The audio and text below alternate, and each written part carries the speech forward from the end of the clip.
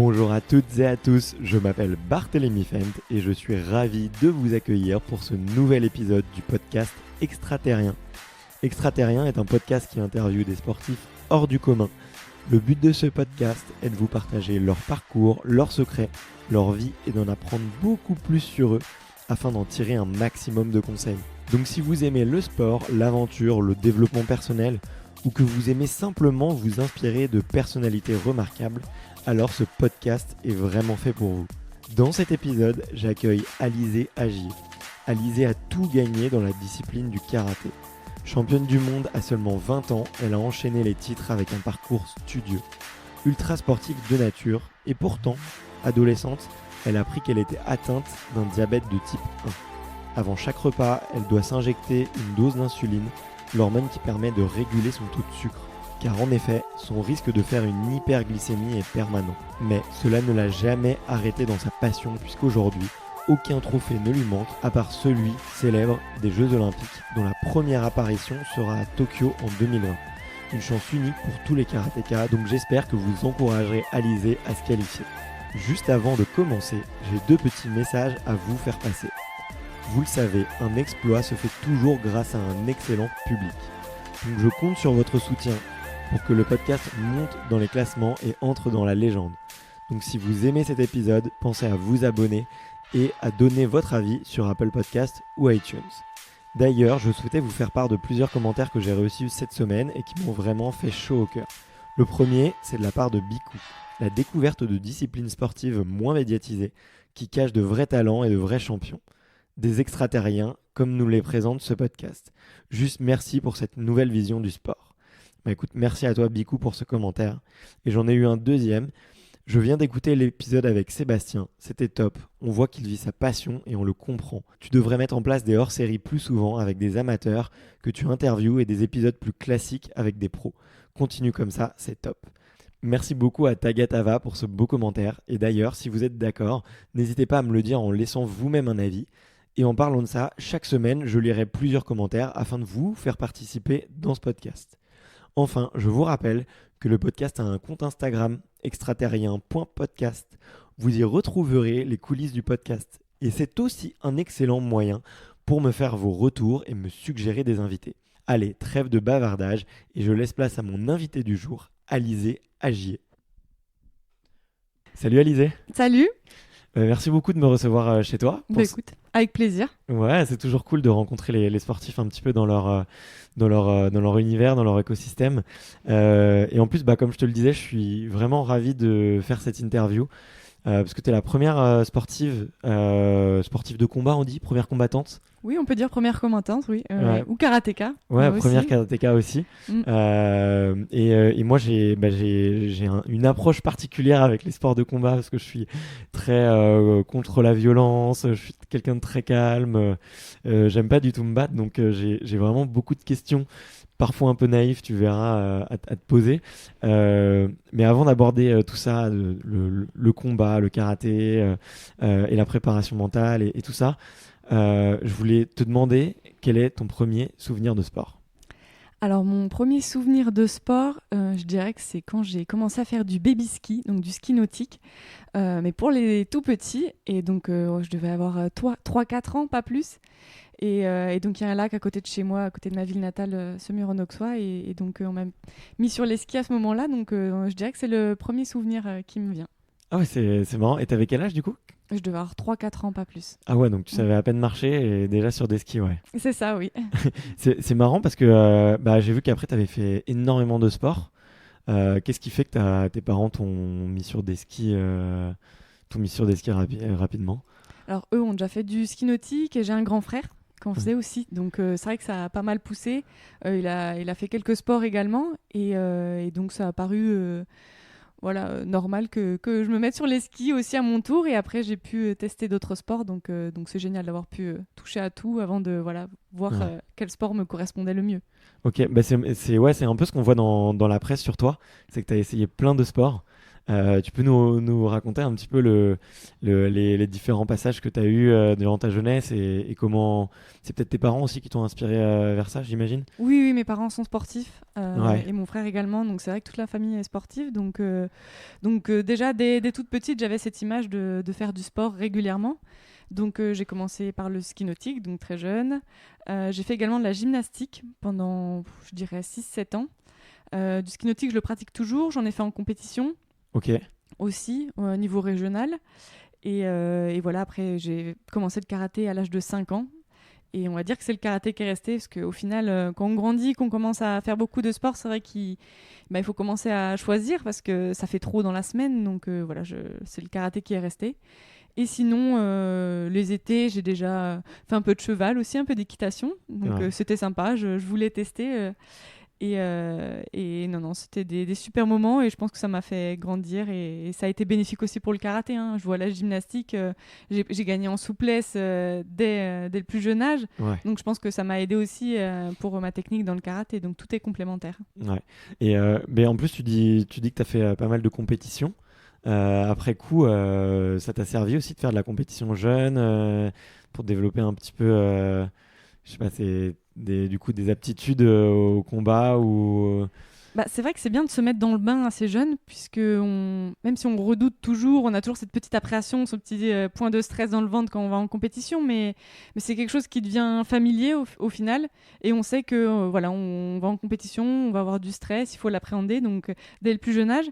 Et au-delà de la compétition en soi, c'est bien de voir ce qu'on vaut également en compétition, de se confronter aux autres, et ça permet de se voir différemment. Et bien sûr, quand on a la médaille, on est content, surtout Ouais, déjà quand on est jeune, c'est génial. N'importe quelle couleur de médaille, on est heureux. On est ouais. heureux comme tout. Mais toi, c'était qu'est-ce qui te faisait le plus plaisir, toi, dans la compétition, justement? C'est vraiment, quand je suis en compétition, je ne pense plus au reste. Donc déjà, à l'entraînement, ça m'arrive, mais en compétition, je suis dans mon monde. Et le temps d'une journée, voilà, je suis dans ma bulle, dans ma petite atmosphère, et c'est quelque chose qui me plaît. Et toute cette atmosphère, que ce soit le public, que ce soit la compétition, faire le sport, pratiquer devant du monde, c'est un tout qui fait que j'aime la compétition. Ouais. Ouais, c'est vraiment le jour J que tu prends vraiment le plus de plaisir, du Oui, coup. voilà. Et... Ouais, ouais, le jour J, que je prends du plaisir et que c'est à ce moment-là où j'ai, on va dire, le plus confiance en moi, on va dire, aussi. D'accord. Parce que ouais, je suis quelqu'un assez timide, réservé dans la vie de tous les jours, bon, sauf quand on me connaît bien au fur et à mesure, mais c'est vrai qu'à ce moment-là, je me pose aucune question sur moi-même, en fait, et juste j'y vais, banzai. Ok. Mais c'est marrant parce que tu vois, il y a des gens, alors j'imagine peut-être pas des sportifs de haut niveau, mais il y a des gens, tu sais, on va dire que ça paralyse un petit peu la compétition. Toi, tu sais un petit peu ce qui fait, ce qui se passe un peu pour que tu te sentes encore plus en confiance et... Ben, par exemple, pour le karaté, je sais que voilà, dès que je mets mon kimono, je mets ma petite armure et je pars au combat et Ouais, je me sens bien en fait. C'est vraiment oublier tout le reste et passer dans une autre phase. Psychologiquement, voilà, je me déconnecte de tout. Donc je pense que c'est ça qui fait que ça marche bien derrière. ouais. Bon, finalement, j'aurais dû ramener un kimono, on serait mis en kimono. Ouais. Non, ça va aller aussi là. C'est vrai. Oui, oui. Ouais. Ok, et du coup, ouais, karaté, à peu près à quel âge? Ça À est- 5 ans, j'ai commencé. Ouais. Ah ouais, donc, donc ski nautique, la gymnastique, déjà tous les trois combinés, quoi. Voilà, après le ski nautique, du coup, c'est vraiment en période estivale. Ouais, Et là, j'en fais toujours en loisir maintenant, mais c'est vrai que du coup, c'était surtout karaté, gymnastique en semaine dans la saison, quoi, en même ouais, temps. Donc c'est vrai que ouais, ça faisait beaucoup. Et là, à la rentrée, ça va faire 20 ans que je fais du karaté, du coup. ouais, mais c'est incroyable, ouais. C'est Mm. sûr que quand on regarde comme ça, tu te dis, ouh, ça fait longtemps, ouais. Oui, ça passe vite, hein, au final. J'imagine. Et tu te souviens de tes premiers combats en karaté? T'en as quel souvenir? Alors, je me rappelle d'une Est-ce que compétition. tu étais déjà parmi les premières? Ben, écoute, je faisais quand même quelques résultats, que ce soit au niveau départemental ou régional. Et c'est vrai que je me rappelle d'une compétition, alors je sais plus trop l'âge que j'avais, mais je devais être en pupille. Qu'en fait, le karaté, on marque des points au-dessus de Ouais, la ceinture, en points et en jambes. Et en fait, dès qu'il y a 8 points d'écart, le combat s'arrête, c'est gagné. Donc il y a un temps, c'est 3 minutes. Ou alors, s'il y a 8 points d'écart, c'est d'accord, gagné. ouais. Et il y a une compétition, j'ai gagné 8-0, 8-0, 8-0 11 secondes. Et la finale, j'avais gagné 22-14. Donc ça, c'était un score énorme. Donc il y a eu des techniques qui sont parties dans tous les sens. Mais du coup, je me rappelle de cette compétition-là. Et entre les combats, j'allais voir mon père et je lui disais ça va là, c'est bien. Et du coup, il était là un peu bah oui, c'est bien. Qu'est-ce que tu veux que je te dise? Tu gagnes 8-0 à tous les tours. Oui, tout va bien. Donc c'est rigolo d'y repenser. On voit aussi l'insouciance quand on est jeune Ouais. dans la compétition. Voilà. Ah, donc déjà petite, tu raflais tout et tu t'engrangeais les points hyper facilement. C'est marrant, quoi. Parce que j'ai vu après dans ton parcours que t'as été hyper vite dans le haut niveau. Tu l'as senti, toi, en tant qu'enfant, un peu ce passage à l'adolescence où finalement ça devient presque professionnel. Bon, on va en reparler un peu après du fait que ça reste un sport amateur. Mais voilà, que tout se professionnalise, que tout se devient plus sérieux. Comment est-ce que tu l'as vécu, toi, un petit peu Je dirais que tout s'est fait un peu au fur et à mesure, puisque je faisais des résultats au niveau régional, je me suis qualifiée pour les France, j'ai fait des résultats. Et ensuite, avec la Ligue de Bourgogne, on allait faire beaucoup de compétitions à l'étranger. Donc déjà, à ce moment-là, on se dit, tiens, on découvre l'international. Et grâce à cette découverte et ces résultats que j'ai faits, j'ai intégré le pôle France de Talence. Ce qui fait que là, j'ai commencé à me dire, ah oui, c'est vrai que ça peut être sérieux. Je ne pensais pas que je pouvais y prétendre déjà. Et je savais pas tant que ça existait, l'équipe de France ou autre. Donc je découvrais un peu le tout en même temps. Donc je pense que c'est déjà à ce moment-là que j'ai mis le pied dedans. Et après, les premières sélections équipe de France à la suite. Et on se prend vite au jeu. Hein, après. Ouais. Bah, c'est à partir de ce moment-là que tu as commencé à te dire allez, ok, pourquoi pas, je sais pas, être championne de France, pourquoi pas aller chercher des titres. Du coup, c'est plutôt après ma première sélection en équipe de France. Donc j'étais junior à l'époque. Et c'était en 2011. Et à ce moment-là, je me suis dit, t'es en équipe de France. Pour moi, c'était quelque chose c'était des personnes sur une autre planète qui pouvaient être en équipe de France et que ça m'arrive à moi. J'étais assez surprise et j'étais très, très contente. Donc, à ce moment-là que je me suis dit, ah oui, en fait, t'as quand même un bon niveau, tu peux faire des résultats. Et j'avais fait deuxième, donc c'est championnat du monde junior. J'avais fait vice-championne du monde sur mon premier déplacement en équipe de France. Donc je me suis dit aussi, donc du coup, ça me plaisait, l'atmosphère. Et du coup, je me suis dit, bon, pourquoi pas. Ok. Et pourquoi pas moi. Bah ouais, génial, ouais. Et parce qu'en plus, en regardant un petit peu les résultats sur karaté, j'ai l'impression qu'il y a une super génération de filles de ton âge qui raflent toutes les médailles, qui gagnent tout. Vous vous êtes rencontrés jeunes du coup et vous êtes tirés vers le haut assez jeunes. Alors c'est vrai qu'on est une belle équipe de France qui a des bons résultats. Et c'est vrai que j'en ai connu déjà certains quand je suis rentrée à Talence. Et au fur et à mesure, on se retrouve souvent sur les compétitions. Ensuite, je suis passée au Pôle France de Montpellier, donc là-bas, j'en ai retrouvé aussi. Et maintenant que je suis sur Paris, c'est une deuxième famille. On les voit plus que notre propre famille. Donc c'est vrai qu'on se tire tous vers le haut. Et de toute façon, on a besoin des uns des autres. Parce que le karaté, même si c'est un sport individuel, on combat contre quelqu'un, donc forcément on a besoin de quelqu'un en face de nous pour s'entraîner, pour combattre en compétition. Donc c'est individuel, mais pas tant que ça. Et il y a aussi des épreuves par équipe, mais on a besoin des uns des autres en tout cas. Ok, ouais, d'accord. Donc, et vous le sentiez déjà à l'époque, où on vous le disait, que c'était un peu une génération, on va dire dans le foot, on dirait une génération dorée. Là, c'est pas le même contexte, mais on vous le disait déjà un peu à l'époque qu'il y avait des super résultats ou. On voyait qu'il y avait des bons résultats, mais après on ne nous disait pas, voilà, vous êtes une génération où il y a des bons résultats, etc. Ouais. Parce que la France a quand même été toujours une nation forte. Ouais. Et c'est vrai qu'ils sont exigeants, ils attendent des résultats, donc nous, à nous de faire notre mieux pour avoir des résultats derrière. Ok. Et c'est quoi les autres nations fortes, du coup, dans le karaté, un petit peu? Alors, on a la Turquie, l'Iran chez les masculins, chez les féminines qui se développent aussi pas mal, l'Italie. En fait, ce qu'il y a, c'est que maintenant, vu qu'on est devenu discipline olympique, on a remarqué qu'il n'y a plus vraiment de décalage entre des nations. Il n'y a plus de petits pays, on va dire. Ouais. Voilà, il faut prendre chaque personne comme si c'était un champion du monde, on va dire. Faut se méfier de tout le monde. Tout le monde a progressé, mais principalement après aussi le Japon. Qui est on va dire dans le top 3 des nations fortes. Ok, génial. Donc j'imagine que les compétitions à l'international, ça arrive assez vite. J'en parlais justement avec Hélène qui nous a mis en relation. Elle, ça l'a beaucoup marqué dans l'enfant, j'ai l'impression, les compétitions internationales, notamment de découvrir d'autres cultures, de rencontrer d'autres types de jeux et tout. Toi, t'en gardes quel souvenir de ce début des voyages C'est vrai que c'est que des bonnes expériences où on rigole beaucoup, on découvre le monde, on est tous ensemble à découvrir les pays, la culture, donc c'est génial à chaque fois. Et je pense que ça nous permet d'évoluer, de grandir. Ouais. Et c'est vrai que sur les compétitions internationales, on voit les différents, on va dire, styles de karaté. On voit les Japonais, ils sont très bas sur leur position. On en voit certains qui ont plus tendance à faire beaucoup de techniques de jambes. Donc c'est vrai qu'on là, on remarque que oui, il y a d'autres écoles, je dirais, entre guillemets, de karaté et d'autres façons de faire. Et donc c'est bien aussi de pouvoir s'y confronter pour évoluer nous-mêmes aussi, de s'en inspirer aussi, pourquoi pas. Ouais. C'est quoi les styles de jeu, toi, qui t'ont posé le plus de problèmes ou... Ah, si mes adversaires m'écoutent.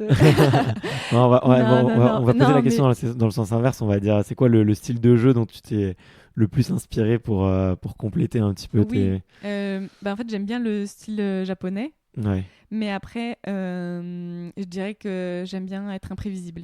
Donc, j'ai remarqué que, en fait, là où je suis performante et là où les autres aussi performent, c'est quand on s'attend pas à ce qui va se passer. Je vais faire un enchaînement et d'un seul coup, il y a un coup de pied qui va sortir, on sait pas d'où et ça va passer. Et je pense que c'est ce qui fait un peu mon point fort, on va dire. ok. Mais c'est marrant parce que ouais, j'ai regardé beaucoup de vidéos de combats justement et je suis impressionné par la vitesse des coups, quoi. Ça va à 100 à l'heure. Mm. Des fois, t'as pas le temps de réaliser ce qui se passe. Il y a déjà eu 5 points de marqués dans un sens comme dans l'autre. Euh, comment est-ce que tu travailles d'ailleurs cette vitesse, cette Mm. explosivité à l'entraînement comment est-ce que tu fais pour la travailler? Oui, alors à l'entraînement, il faut savoir qu'on est suivi sur de la musculation, sur du cardio. Donc Ouais, déjà là, à ce moment-là, c'est adapté. Plus on est loin de la compétition, plus on va pouvoir faire du lourd, et plus on se rapproche, plus ça va être explosif sur des poids légers. Et concernant l'entraînement, ça va être à peu près pareil. Plus on est loin de l'objectif, plus les entraînements vont être durs, intenses. Et on va pas forcément chercher à aller trop vite, mais on va faire de la répétition, beaucoup, beaucoup, beaucoup, déjà pour que ce soit ancré. ok. Et plus on va se rapprocher de la compétition, plus les entraînements vont se raccourcir. Et les temps d'exercice vont se raccourcir également, pour là chercher la vitesse, la fluidité et se faire plaisir. D'accord, ok, ouais, je Parce que c'est vois. vrai que les moments où c'est beaucoup de répétitions, c'est plus dur, c'est pas forcément la meilleure partie, mais on sait que dès qu'on approche des compétitions, Ouais, tu gagnes en... tu gagnes en vitesse, en fluidité, et là ça ressort comme si c'était jamais parti. Ok, ouais. Mais j'ai l'impression qu'il y a beaucoup de préparation physique, ouais. Et c'est à peu près quoi le volume d'entraînement que vous faites, et même au niveau du cœur, quoi. Enfin, c'est des combats très courts, mais c'est hyper intense. Voilà, en fait c'est court mais intensif parce que c'est des combats de 3 minutes, chez les masculins, chez les féminines. Et en fait, on enchaîne les combats. On peut en faire jusqu'à 5-6 Dans la journée, ouais. dans la journée. Et sachant que dès que la catégorie a commencé, il faut à peu près 1 heure et demie pour que la catégorie se termine. Donc Ouais. en gros, en 1 heure et demie, on fait 5-6 combats. Ah ouais. Donc c'est vrai que 3 minutes, ça peut être court comme ça peut être long. Ça dépend de la tournure du combat aussi. Ouais. Mais après, c'est vrai que sur les entraînements, la semaine, on s'entraîne tous les jours, 1 à 2 fois par jour. Ouais. On a musculation, entraînement collectif, cardio, travail d'appui. Et aussi, on peut rajouter des entraînements personnalisés, donc que l'athlète et le coach, pour travailler ce qu'on veut peaufiner, les exercices qu'on n'a pas forcément fait dans la semaine en collectif. Donc du coup, c'est vraiment, vraiment personnalisé. Ok, d'accord, ouais. Mais en parlant de coach, en regardant rapidement sur tes réseaux sociaux, j'ai vu pas mal de photos que tu as avec ton coach, où on voit qu'il te galvanise et il t'encourage beaucoup. C'est quoi la relation que tu as avec lui? Enfin, c'est quelque chose qui est important pour toi de se faire encourager par son coach Oui, je pense que c'est il a important l'air... aussi que le coach nous connaisse et sache comment on réagit, parce que d'un athlète à un autre, ça peut être du tout au tout, hein. Ouais, ouais. On n'est pas tous pareils, mais du coup, Ludovic Cacheux, donc mon coach actuel en équipe de France, m'a coaché déjà en 2011 sur ma première sélection. D'accord. Donc il te Chez les suit juniors. depuis... Donc il me suit depuis 2011 et à l'époque où j'étais au Crêpes de Bordeaux, il était un des entraîneurs qui était présent, donc je l'avais au quotidien. Et maintenant, il nous suit toujours voilà, en tant que coach senior. Parce qu'il était avant coach jeune, vu que moi j'étais Ouais. chez les jeunes, et maintenant il est coach senior. Donc il a fait la transition en même temps que moi. Ok, ouais. Et du coup, c'est quoi un peu la relation que tu as avec lui ou qu'est-ce que tu attends de lui au quotidien Je sais qu'il il peut me recadrer quand ça va pas. Et il sait utiliser les bons mots, en fait, pour vraiment que je reprenne confiance aussi, parce qu'il y a des moments assez durs où je me pose beaucoup de questions et je sais que je peux compter sur lui, je reviens vers lui, et voilà, on va discuter pendant 30 minutes, 1 heure, et après je vais ressortir, je vais faire un entraînement, un entraînement énorme. Donc vraiment, il me remet confiance, et sur les compétitions, je dirais que je suis un peu comme une PlayStation, en fait. Il va me dire des indications, et hop, j'ai confiance, moi j'y vais, je fais, et ça marche, en fait. C'est vrai. Ouais, c'est complémentaire, en fait, voilà. Donc c'est lui qui s'occupe un peu du coup, de la stratégie, de la tactique Même si je connais mes adversaires, c'est vrai qu'il fait encore aussi beaucoup d'analyse vidéo, et en gros, chaque athlète que je peux rencontrer, on connaît son profil de toute façon. Ouais. Ouais, d'accord, il n'y a plus de Que ce soit surprise. lui et moi, après je sais qu'il me fait un rappel avant chaque combat du profil de l'athlète, et puis après c'est parti. Ok, génial. Mais, et d'ailleurs, on a parlé un petit peu de compétition, tu as dit que tu étais dans ta bulle et tout. Euh, T'as des petits gris-gris, des petites, on va dire, des petites mimiques un peu qui, durant ta journée, si on se plonge avec toi une journée de compétition. Oui. Alors du coup, ça commence pas uniquement le jour de la compète, mais avant le départ même. Ouais. Je sais que j'appelle toujours mon père pour vérifier que j'ai tout dans mon sac, en fait. Ok. Je sais que je n'oublie rien, mais juste je l'appelle, et il sait que c'est pour ça. Dire voilà, j'ai mes protèges, j'ai le kimono, j'ai tout. Il me dit ok, c'est bon. Et après voilà, on raccroche, rien de plus, mais voilà, ça fait déjà partie de la continuité, de ce qui va se passer derrière, de me mettre dans la compétition, de me projeter. Et après, sinon, la veille de la compétition, il y a les tableaux qui sortent, donc je regarde contre qui je vais tomber au premier tour. Et moi, après, je prends le temps tranquillement dans mon lit, je m'imagine en train de leur mettre des techniques, voilà, essayer de prendre confiance au maximum. Ok. Même si après, ça passe pas toujours, hein, mais vraiment pour me détendre. Et après, le jour de la compétition, c'est vraiment, j'écoute ma musique avant de m'échauffer, pendant l'échauffement, et après, je suis dans ma bulle jusqu'au bout, quoi. Ouais. Et du coup, tu parles à des gens dans ta bulle ou Non, t'es vraiment je toute parle seule? pas. Ouais, je suis dans ma bulle, je suis fermée, sauf avec mon coach. Mais sinon, non, je parle pas. Je fais mon protocole d'échauffement, et après, c'est parti. Ok, d'accord. Mais c'est hyper intéressant parce que là, tu as évoqué le fait que tu t'imaginais ton combat et combattre du coup en face de tes adversaires. Ça te met déjà un petit peu dans l'état d'esprit, et c'est quelque chose, je trouve, qui revient très souvent, la visualisation dans plein de sports. Là, récemment, j'ai vu avec Stéphanie Jiquel, c'est une des premières femmes à avoir traversé l'Antarctique à pied. Et du coup, on a pu discuter, et elle a passé plusieurs mois en fait à imaginer ce qui allait lui arriver en Antarctique, parce que voilà. Et du coup, je suis hyper curieux de savoir vraiment à quoi tu penses, quoi. Tu récites tes techniques, tu t'inventes le combat, On peut dire que j'invente un peu le combat. Bon, bien sûr, à mon avantage, hein. toujours, ouais. Où je mets des techniques assez extraordinaires, des coups de pied, même des balayages, parce qu'on peut balayer au karaté. Donc c'est vraiment prendre confiance, faire plaisir. Même des fois, je me fais rire toute seule, parce que je me dis, mais je sais même pas si tu mettras ça, mais au moins, voilà, prendre confiance. Et au-delà d'imaginer le combat, j'essaye d'imaginer la salle. Généralement, on a pu aller se peser à la salle, donc on a vu comment ça se déroule. Donc je repense à la salle pour vraiment me familiariser avec tout cet environnement, pour que le jour J, j'arrive et j'ai déjà pris mes marques, et je sois comme à la maison. Ouais, donc tu viens, t'observes un petit peu et t'essayes de réinventer la scène un petit peu après. Et t'imagines aussi des fois des combats qui vont être très durs, où tu vas avoir du mal à gagner, ou qui vont être très serrés. On va dire que quand je regarde du coup le tableau, s'il y a des adversaires que je sais contre qui ça va être plus compliqué, ou ça va être dur, ou ça va être serré, je j'imagine pas le combat serré, en fait. Je préfère quand même voilà, prendre confiance sur ça. Et en plus, c'est la veille, donc faire une bonne nuit. Donc je vais pas commencer à me stresser dès la veille, mais au moins je me mets déjà dans l'ambiance du combat. Ok, d'accord, ouais. Mais je suis hyper curieux après dans l'ambiance du combat, parce que là je te vois, t'es super souriante, t'as plein d'énergie et tout. Et bah, effectivement, quand on regarde des sports de combat, on devient une deuxième personne. Toi, à quoi tu penses du coup sur le tatami? C'est vrai que mes amis m'ont déjà dit, mais on te reconnaît pas quand tu arrives sur le tatami, parce que mon visage change et tout change, mon attitude aussi. Mais c'est vrai, à quoi je pense avant d'aller sur le tatami? Bah justement, à pas grand-chose. J'essaie de faire le vide, et donc juste avant de rentrer dans le combat, je sais que j'ai un mot-clé que me rappelle aussi mon coach, c'est voilà, là tu bascules. C'est-à-dire que là, je passe dans le mode Terminator et on y va, banzai, on pose le cerveau. On sait ce qu'on a à faire, mais on pose le cerveau. Donc, il me dit souvent être détendu à l'intérieur, mais tendu vers l'objectif. Voilà. Donc, c'est vraiment rester concentré sur ce que j'ai à faire. Donc, au final, je pense plus à rien. Au point même que pendant le combat, j'entends que mon coach. Quoi. Je ne vais pas entendre ce qui se passe dans la salle autour. Ok. Et ça montre que je suis vraiment bien dans la compétition. Ok. Et du coup, le mot-clé, c'est bascule, c'est ça? Voilà, là, il me dit tu bascules et je sais que c'est parti. Ok, on fera attention du coup sur ton Oui, prochain combat. On va pas le dire trop souvent aujourd'hui.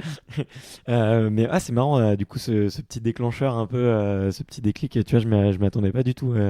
Oui, puis en fait, c'est des choses qui sont venues au fur et à mesure avec. Voilà, sur mes premières compétitions internationales en équipe de France, je me disais pas ça, hein, j'y allais.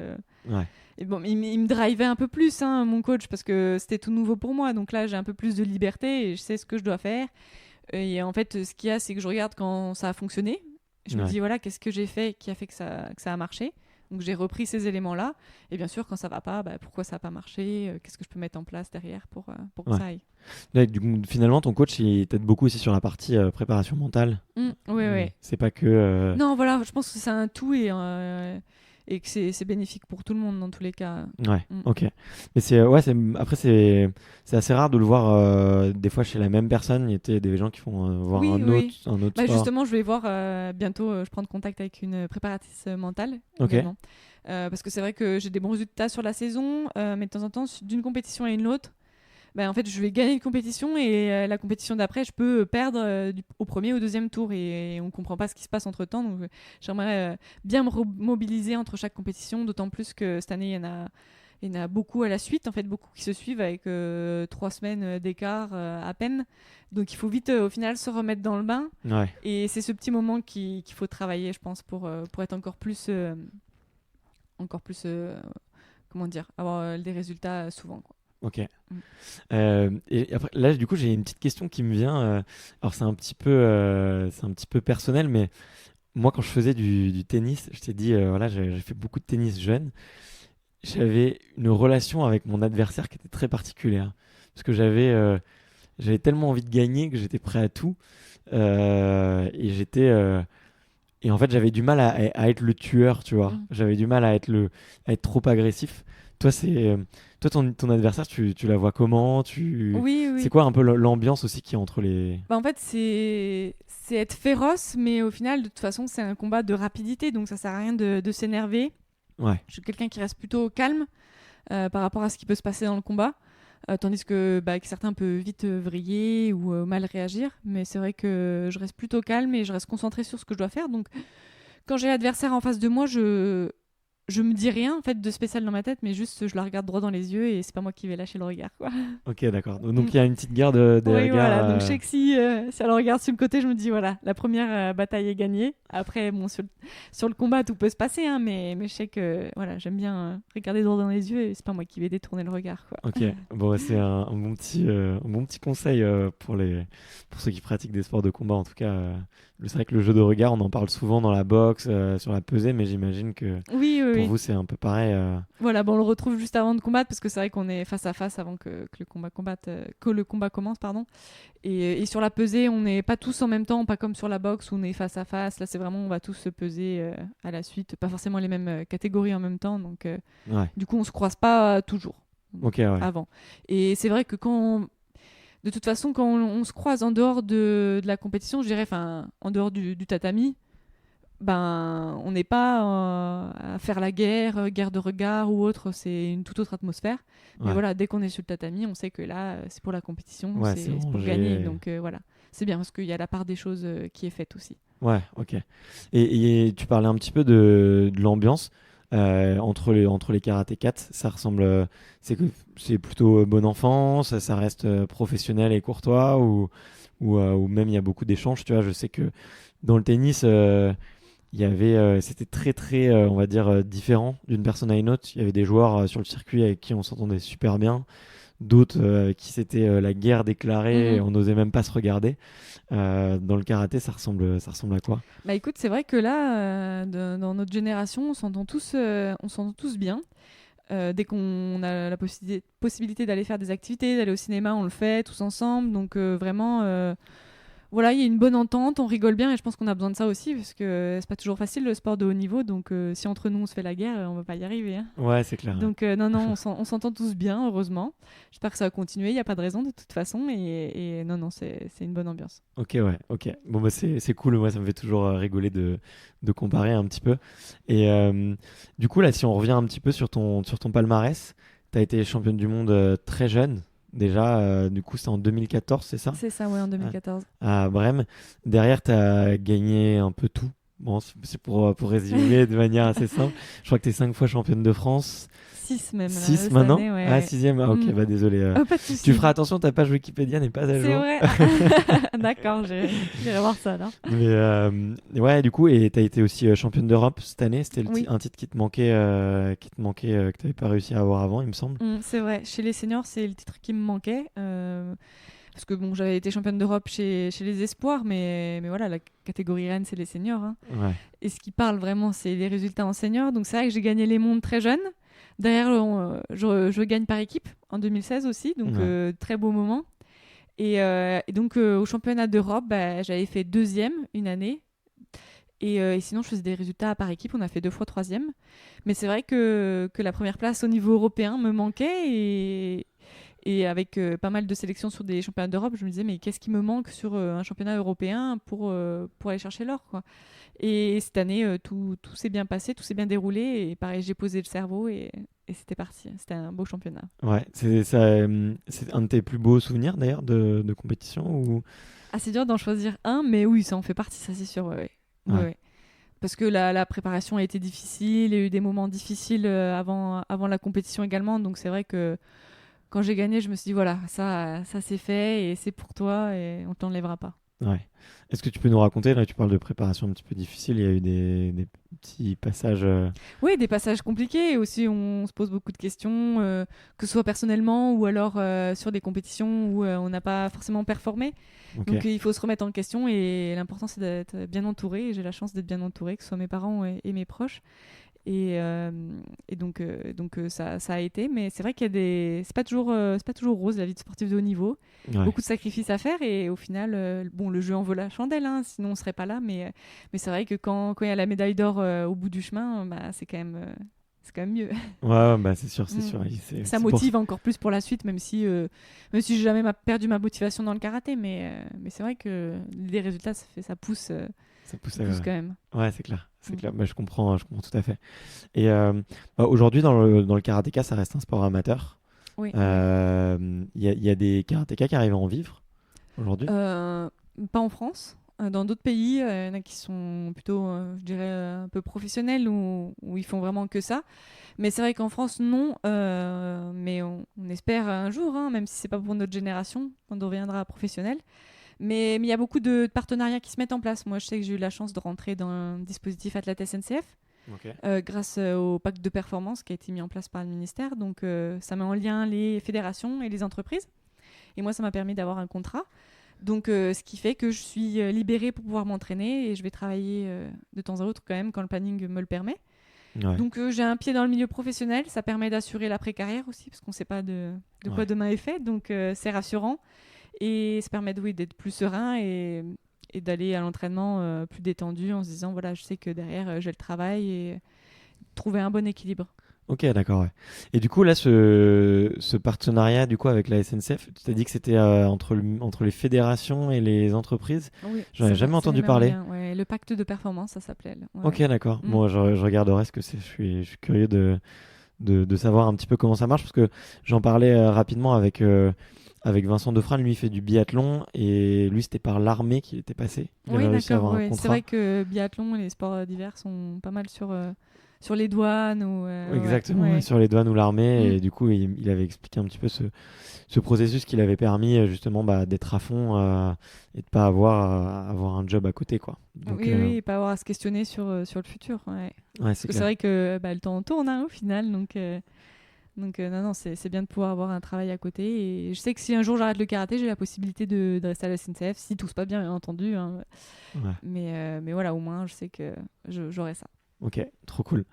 Il y a quelque chose qui me tenait à cœur d'en parler parce que chez moi, la nutrition aussi, c'est un sujet qui est hyper important. Et toi, il s'avère que tu as un souci de santé? Oui, oui, effectivement, je suis diabétique de type 1. Ouais, mais que tu Donc, domptes très bien, j'ai l'impression. oui, ça va, on Ouais. cohabite bien, donc ça se passe bien. Et tu peux expliquer un petit peu ce que c'est que le diabète de type 1, parce que justement, il y a Oui, souvent confusion entre les différents types, et je pense que c'est bien de pouvoir en parler et pouvoir en expliquer parler, surtout, ouais. exactement, ouais, et c'est le plus important. Alors ça, je suis diabétique de type 1, donc c'est pas parce que j'ai mangé trop de sucre, voilà. Non, non, je suis diabétique de type 1 parce que mon pancréas ne produit plus l'insuline qui est Ouais, nécessaire pour faire passer le sucre dans le sang. Donc en gros, c'est mon corps qui s'est mis à s'attaquer lui-même. Donc je produis plus de cette insuline, j'ai besoin de m'en injecter au moment des repas dès que je mange. Il faut savoir qu'il y a des glucides présents partout, hein, que ce soit, c'est pas uniquement les choses sucrées. On va avoir du pain, il va y avoir des glucides dedans, donc c'est vraiment trouver le juste équilibre dans ce qu'on mange et bien connaître les aliments surtout. ouais. Parce que du coup, ouais, ce que tu évites, c'est de manger trop de sucre. Parce que on sait que enfin, l'insuline sert à réguler le taux de sucre dans le C'est sang. ça. Donc si tu n'en produis plus, il faut contrôler ce taux. Bah, du coup, justement, je m'injecte de l'insuline en fonction du nombre de glucides que je vais manger, en fait, pour D'accord. trouver ce bon équilibre et que mon taux de sucre dans le sang revienne à la normale et reste toujours dans les bons taux entre 1 et 1,20 à peu près. Ok. Mm. Et du coup, c'est après chaque repas, en fonction de ce que tu as mangé. Alors du coup, c'est même avant de manger, je Ouais. regarde ce que je vais manger, là je m'injecte et je contrôle après, 2 heures après le repas, le temps que tout soit passé. Ok. Mm. Ouais. Ouais, donc Et c'est quand même quelque chose à surveiller et Oui, c'est à c'est surveiller. pas Et puis, anodin, c'est quoi. surtout connaître les aliments parce que je peux manger des glaces, hein, bien entendu, mais bien connaître les aliments. Il y a des aliments à index glycémique élevé, ce qui Mm. fait que ça va me faire monter mon taux de sucre Plus que prévu. plus vite, surtout. Que je vais manger, je vais manger du riz, ça va me faire monter mon taux de sucre assez tranquillement. Et aussi sur des cuissons, différentes cuissons, je vais manger, par exemple, si je fais cuire des pâtes et je les fais trop cuire, Ouais. bah, l'index glycémique va être plus élevé que si je faisais des pâtes vraiment al dente. Donc Ok. c'est aussi s'informer là-dessus et bien connaître les aliments. Ouais. Et t'as jamais essayé de te tourner vers des régimes type cétogène ou Non, les. non, non, parce que du coup, moi ça se passe bien comme ça et c'est pas forcément ce qui m'intéresse le plus pour l'instant. Ouais.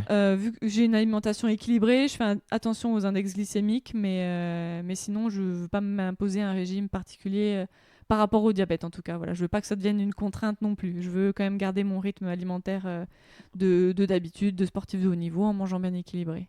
Ok, Mm. d'accord, ouais. Ouais, parce que c'est vrai que le régime cétogène, c'est assez contraignant, quoi. Enfin, Bah, puis en tu. fait, au final, c'est aussi dans tout ce qui est régime et autres, moi, il faut quand même que j'ai un apport en sucre lent Ouais. dans ma journée pour tenir le coup. Donc Ouais, du coup, je peux pas non plus me priver tant que ça. Ouais, tu peux pas être en cétose le jour J de la compétition, Non, quoi. non, voilà. La cétose, pour ceux qui ne connaissent pas, c'est quand c'est le processus. Dis-moi si je me trompe, hein, mais c'est le processus qui fait que on consomme nos lipides plutôt que nos glucides, mais du coup, qui est un processus plus lent, plus long, et du coup, c'est de l'énergie qu'il faut aller qu'on va chercher profondément et qui est Mm. pas directement disponible. Oui, oui, oui. Voilà. Et moi, j'ai besoin d'énergie Donc, tout tout de de suite, suite. on va dire. Ouais, ouais. Ouais, c'est sûr. Mais après, ce qui est marrant aussi, c'est que j'ai remarqué que le karaté, ça me fait plutôt monter ma glycémie que descendre, en fait, l'effort physique.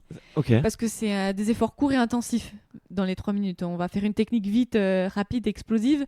Et après, ça va y avoir un petit temps plus calme dans le combat où on sautille, on se regarde. Et donc, du coup, ça me fait plutôt monter la glycémie. Mais par exemple, je vais faire 1 heure de vélo. Il y a de grandes chances qu'au bout d'1 heure, j'ai besoin de sucre, quoi, parce que je peux faire des hypoglycémies aussi. Ouais. Donc l'heure de vélo peut me faire baisser mon taux de sucre au fur et à mesure. Donc c'est trouver encore une fois le bon équilibre tous les jours et bien surveiller son taux de sucre. Ouais. Ok. Bah après, en plus, c'est comment dire. Après, il y a beaucoup de questions de bon sens aussi, j'imagine, Oui, dans. oui. Puis après, ça aussi apprendre à se connaître. Et je pense que le sport m'a beaucoup aidé là-dedans, hein, parce que Ouais. quand on Bah, est sportif, on connaît son corps, on sait comment on réagit. Et donc moi, dès que je sens que j'ai un peu chaud, je me dis, oh, tiens, je vais vérifier mon taux de sucre. Peut-être que justement, il m'en manque un peu, il faut que je mange. Ou alors, tiens, j'ai un peu mal à la tête, peut-être que je suis trop haute. Donc, ouais. c'est des petits signes qui font qu'avant de me sentir vraiment pas bien, je sais déjà que, tiens, il faut que je mange un petit bout et après, c'est reparti tout de suite. Ok. Mm. D'accord. Et ça t'a déjà porté préjudice dans ta carrière sportive ou... Jusqu'à présent, voilà, je touche du bois, non, ça m'a jamais posé problème dans la compétition. Je me suis jamais retrouvée en hypoglycémie en compétition ou en hyper. Ouais, Enfin, en hyper un peu, mais je veux dire, je me laisse une marge quand même avant de me dire, bon là c'est trop quand même. Je veux ouais, dire, vu ouais. que ça me fait monter de base, je me dis pas, bon là c'est pas bon. Je dis bon, c'est un peu haut, mais ça reste correct. Et après la compétition, tout revient à la normale. Mais sur les entraînements, j'ai déjà fait une petite hypo, mais c'est parce que le matin, j'ai mis trop d'insuline par rapport à ce que j'ai mangé, quoi. C'est pas vraiment l'effort en soi qui m'a fait être en hypo, c'est Ok, parce que j'ai mis trop d'insuline et j'ai pas mangé assez ouais. par rapport à ce que j'ai mis. Ok, d'accord. Donc c'est, ouais, faut toujours calculer. Ah, faut faire attention, quoi. Oui, C'est... et puis au final, je peux manger deux fois la même chose 2 jours de suite et je vais pas réagir pareil. Donc avec la même dose d'insuline, ça peut changer avec l'humeur, avec tout le à côté qui peut avoir un petit effet là-dessus. Ok. Bah écoute, en tout cas, merci d'avoir abordé ce sujet-là parce que j'imagine que tu vois, déjà c'est pas commun. Je crois que les diabètes de type 1 en plus c'est une très faible partie des diabètes. Je crois que c'est 5-10%, quelque chose comme ça. Oui, il y en a moins, mais c'est vrai qu'il y en a quand même de plus en plus. Mais c'est vrai Ouais. qu'on est moins nombreux que les types 2, mais c'est vrai qu'il faut pas se dire ça arrive qu'aux autres et il faut connaître les signes avant-coureurs. Donc si jamais vous avez soif, vous perdez du poids et vous allez beaucoup aux toilettes, il faut consulter votre médecin. D'accord, ok. Bon, bah c'est bien au moins de faire passer le message et je trouve que c'est hyper bien aussi de faire passer le message que c'est possible de faire du sport à très haut niveau malgré ça. Donc, je suis vraiment content de pouvoir t'avoir invité. En tout cas, Bah, pour un- merci, c'est avec plaisir que j'aborde le sujet, il n'y a pas de souci. ok. Bah, là, on arrive un petit peu à la fin, mais il y a des questions que j'aime bien poser à chaque fois. Euh, Et il y en a une qui est en fait un peu de savoir si tu pouvais te donner un conseil à ton toi de 15 ans, donc 10 ans en arrière, qu'est-ce que tu lui dirais? Alors à mon moi d'il y a 10-15 ans, je lui dirais d'avoir un peu plus confiance en elle. Parce que c'est vrai que même si je suis toujours quand même quelqu'un de réservé et timide, mais le karaté m'a permis de m'ouvrir, de grandir et de prendre confiance en moi malgré tout. Et je pense qu'à cette époque-là, j'étais encore plus réservée, donc je lui dirais d'avoir plus confiance en elle. D'accord, ok. Mm. C'était, mais c'est marrant parce qu'en plus tu avais l'air déjà de tout gagner et de. Oui, oui, mais que T'es ce sur soit du coup dans la compétition comme en dehors, voilà, que ce soit général, quoi. Donc c'est un conseil plutôt général que uniquement plutôt axé compétition. Ouais. Ok. Même si dans la compétition, après c'est l'insouciance de la jeunesse, hein, on y va, bonsaï, on se pose pas de questions, donc c'est ce qui est bien aussi hein, quand on est jeune. Ouais. Et à l'inverse, si tu devais donner un conseil à une jeune fille qui veut devenir championne du monde de karaté, qu'est-ce que tu lui dirais? Je dirais de jamais rien lâcher, il y a des hauts et des bas, et c'est pas parce qu'on performe pas tout de suite que plus tard il y aura pas de résultat à escompter, donc il faut être patient et travailler dur, et le travail paye toujours. Ok, on retiendra la note du, du, du travail. Euh, et là, du coup, bah, on le disait tout à l'heure, tu as tous les titres en poche, sauf, Sauf un. sauf un qui arrive à grande vitesse. Mm. Comment est-ce que tu... Bon, on va le dire, du coup, c'est les jeux qui arrivent l'année prochaine. C'est la première fois que le karaté est au jeu, je crois. Voilà, c'est la première fois et pour l'instant la dernière, puisqu'on est pour 2020 mais pas pour 2024. Donc D'accord. c'est vrai que ça va être un gros événement.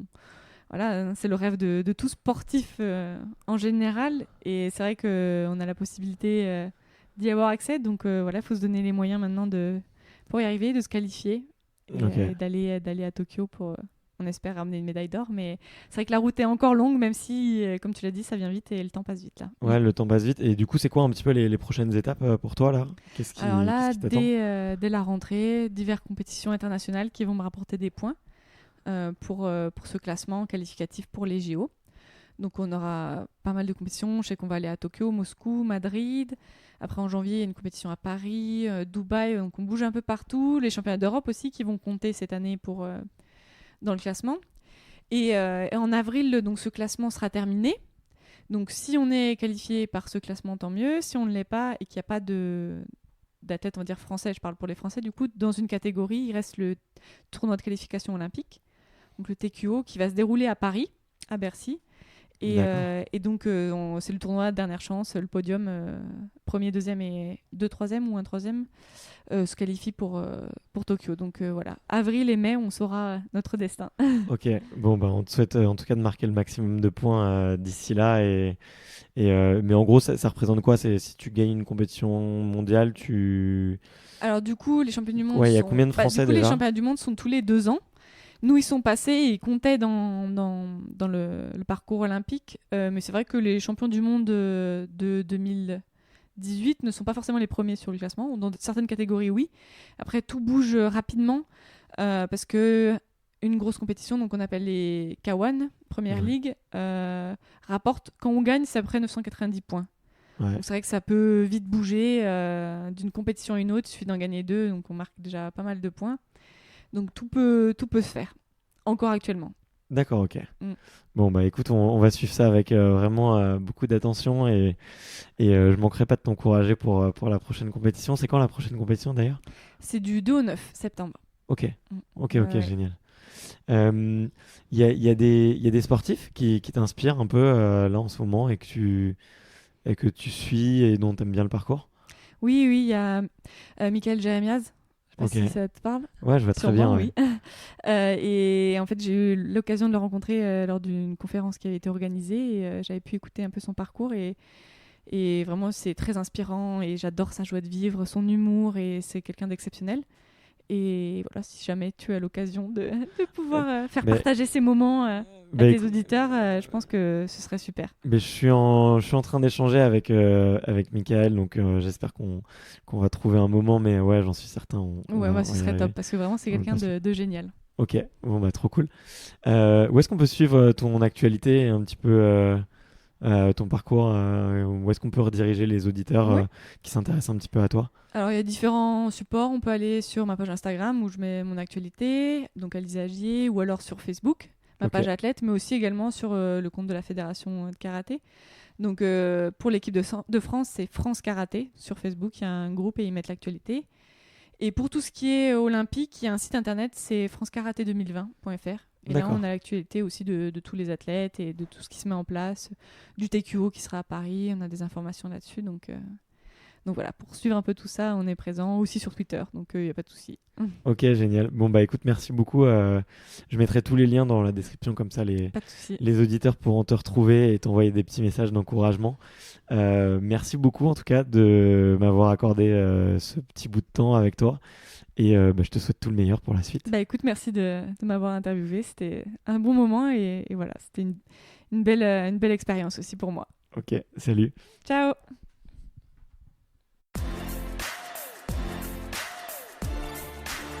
Merci d'avoir écouté cet épisode jusqu'au bout, ça me fait vraiment plaisir. D'ailleurs, si vous êtes toujours là, c'est sûrement que l'épisode vous a plu.